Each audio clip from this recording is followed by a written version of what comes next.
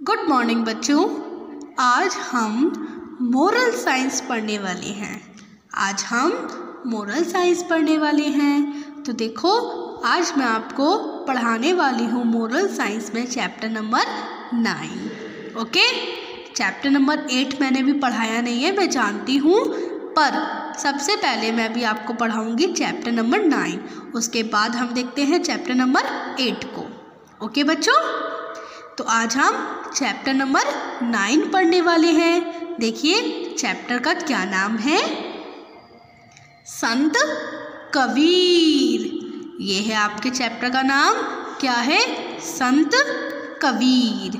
Okay, तो आप लोग जल्दी से अपनी अपनी बुक निकाल लीजिए और चैप्टर नंबर 9 निकालिए, संत कबीर। पेज नंबर है बच्चों 28। ओके, तो आज हम इस चैप्टर को पढ़ने वाले हैं, तो स्टार्ट करते हैं। निकाल ली आप लोगों ने अपनी अपनी बुक। देखिए क्या लिखा हुआ है, भारतवर्ष सदैव ऋषियों का देश रहा है। भारतवर्ष सदैव ऋषियों का देश रहा है। आपको भी पता है भारतवर्ष सदैव किसका देश रहा है, ऋषियों का। ओके, यहाँ कहीं ना कहीं कोई ना कोई ब्रह्मवेत्ता सदैव उपस्थित रहता है।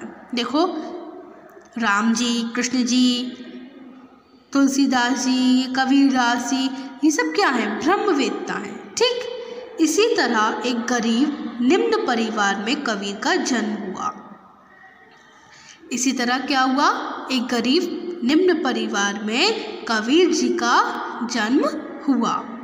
कब हुआ, देखिए, संवत 1755 ज्येष्ठ शुक्ल 1755 ज्येष्ठ शुक्ल 15 को काशी में लहरतारा तालाब के किनारे, देखो क्या हुआ है, समझ लो, संवत 1755 ज्येष्ठ शुक्ल 15 को काशी में लहरतारा तालाब के किनारे नीरू नामक जुलाहे और नीमा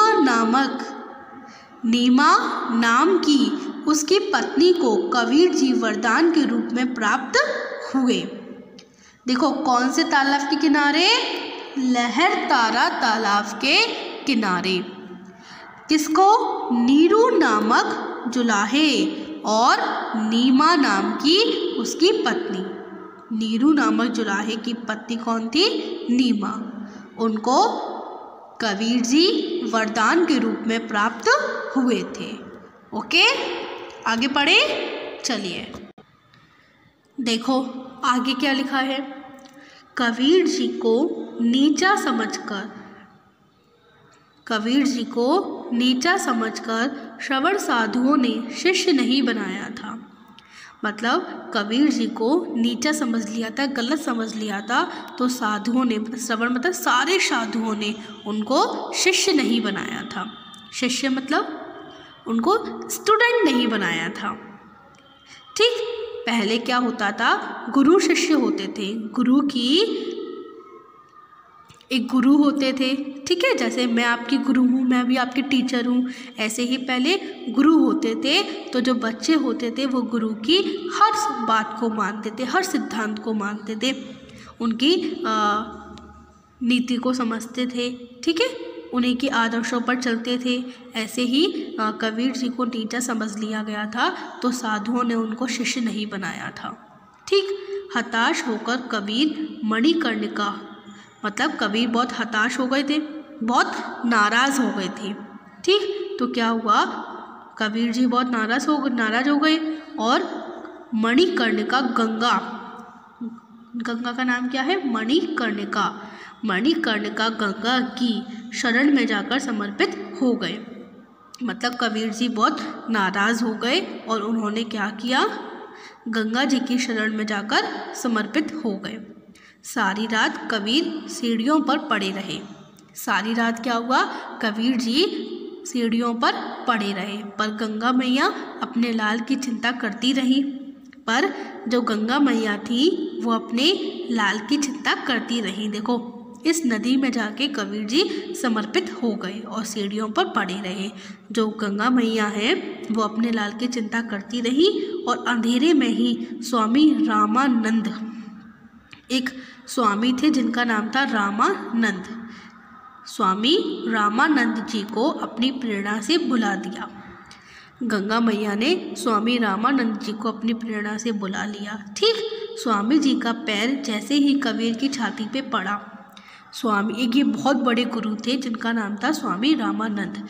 ठीक, तो स्वामी रामानंद जी का जैसे ही पैर कबीर की छाती पर पड़ा वैसे ही वह राम राम बोल पड़े। स्वामी रामानंद जी का पैर कबीर जी की छाती पे पड़ा वैसे ही कबीर जी अपने मुंह से क्या बोलने लगे? राम राम। इस प्रकार रामानंद जी ने कबीर को अपना शिष्य बना लिया। फिर क्या हुआ? रामानंद जी ने कबीर जी को अपना शिष्य बना लिया। ठीक, कबीर ने यथा समय लोई नाम की कन्या से पारिग्रहण किया, मतलब शादी कर ली। कबीर जी ने लोई नाम की कन्या से शादी कर ली। उनके कमाल नाम का पुत्र और कमाली नाम की पुत्री थी। मतलब कबीर जी ने लोई नाम की कन्या से शादी कर ली और उनका कमाल नाम का एक पुत्र था और कमाली नाम की एक पुत्री थी। समझ आ गया आपको इतना? सारा जीवन भगवत भक्त था। सारा जीवन भगवत भक्त था, मतलब उनका सारा जीवन कैसा था? भगवान की लीला में गया, मतलब वो हमेशा भगवान को याद करते रहे। ठीक, कबीर संतों का आदर करते संत के नाम से प्रसिद्ध हो गए। कबीर जी संतों का आदर करते थे और क्या हुआ? कबीर जी संत के नाम से प्रसिद्ध हो गए, तभी सब लोग उन्हें संत कबीर भी बुलाते हैं। ठीक, उन्हें हिंदू और मुसलमान दोनों ही मानते थे, मतलब कबीर जी को हिंदू लोग और मुसलमान लोग दोनों ही उनको बहुत मानते थे। कबीर ने लोगों को आत्मज्ञान का प्रकाश दिया। कबीर ने लोगों को आत्मज्ञान यानी अपने आप पर ज्ञान करिए, अपनी आत्मा पर आत्मज्ञान का प्रकाश दिया। ठीक, कबीर ने कहा भगवान सबन की बसियत नहीं है, मतलब भगवान सबकी बसियत नहीं है, सब अपनी अपनी रुचि से बच सकते हैं। मतलब कबीर ने बोला कि भगवान किसी की बसियत नहीं है, सब लोग अपनी अपनी श्रद्धा अपनी अपनी रुचि से उनको मान सकते हैं, बच सकते हैं।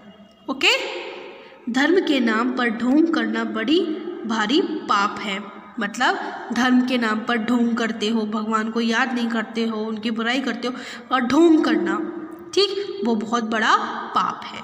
भगवान सत्य, सदाचार और प्रेम में बसता है। जो लोग सच बोलते हैं, झूठ नहीं बोलते हैं और सदाचार होते हैं, सीधे होते हैं और प्रेम करते हैं भगवान से, वो उनमें सब में बसता है। कबीर जी मानव सेवा और सत्संग को श्रेष्ठ मानते थे। कबीर जी बोलते थे कि आप मानव सेवा, जो गरीब है उनकी सेवा करो, ठीक, जो बीमार है उसकी सेवा करो, मानव सेवा उसको बोलते हैं। और सत्संग यानी भगवान को याद करो, ठीक, उसको श्रेष्ठ मानते थे। लोगों में एक भ्रम था कि मगहर में मरने से नर्क मिलता है। लोगों में भ्रम था। देखिए क्या लिखा है, लोगों में एक भ्रम था कि मगहर में मरने से नर्क मिलता है। देखिए मगहर एक नगर है। लोगों में एक भ्रम था कि अगर कोई भी मगहर में मरेगा तो उसे नर्क मिलेगा, ठीक। तो कबीर अंत समय में मगहर चले गए। कबीर जी अपने आखिरी समय में कहाँ पर चले गए? मगहर में। लोगों ने काशी में रहने के लिए कबीर से प्रार्थना भी की। लोगों ने बोला कि आप मगहर मत जाइए, आप काशी में ही रहिए। लोगों ने ऐसी बहुत सारी प्रार्थनाएं की, ठीक है। अब देखते हैं आखिर में क्या हुआ। देखिए, जब अंत समय पर भगवान के पार्षद लेने के लिए आए तो कबीर जी रोने लगे। जब अंत समय में भगवान के पार्षद लेने के लिए आए तो कबीर जी रोने लगे। भक्तों ने कहा, कबीर जी आप जीवन भर लोगों को तत्व ज्ञान का उपदेश देते रहे। जीव का भर्म पाप है, आत्मा अमर है। आश्चर्य की बात है कि एक ब्रह्मवेत्ता अपने अंत समय में रो रहा है। देखिए क्या है, ये भगवान ही तो है, भगवान ने तो धरती पर जन्म लिया था, है ना, पर वो जब मर रहे थे, उनका जीवन जब अंत होने वाला था, तब भी वो रो रहे थे। तो भक्त उनसे बोलते हैं कि ये बहुत आश्चर्य की बात है कि आप एक ब्रह्मवेत्ता हैं, फिर भी अपने अंत समय में रो रहे हैं। ठीक, देखिए यहीं पर हमारा ये चैप्टर होता है कंप्लीट। शिक्षा क्या मिलती है हमको, वो पढ़ते हैं। बच्चों, इस पाठ से यह शिक्षा मिलती है कि हमें कबीर के गुणों का अनुकरण करना चाहिए तथा उनके हृदय में बसाना चाहिए अपने हृदय में बसाना चाहिए। देखिए हमें शिक्षा ये मिलती है कि हमें इस पाठ से शिक्षा ये मिलती है कि हमें कबीर के गुणों का अनुकरण करना चाहिए, उनके गुणों को मानना चाहिए और अपने हृदय में उन्हें बसाना चाहिए। ओके, आपको ये चैप्टर समझ में आया अच्छे से? तो बच्चों, आज के लिए होमवर्क ये है कि आपको ये चैप्टर अच्छे से रीड करना है। ओके, अब मैं आपको मिलूँगी अपनी अगली वीडियो में। जब तक के लिए गुड बाय।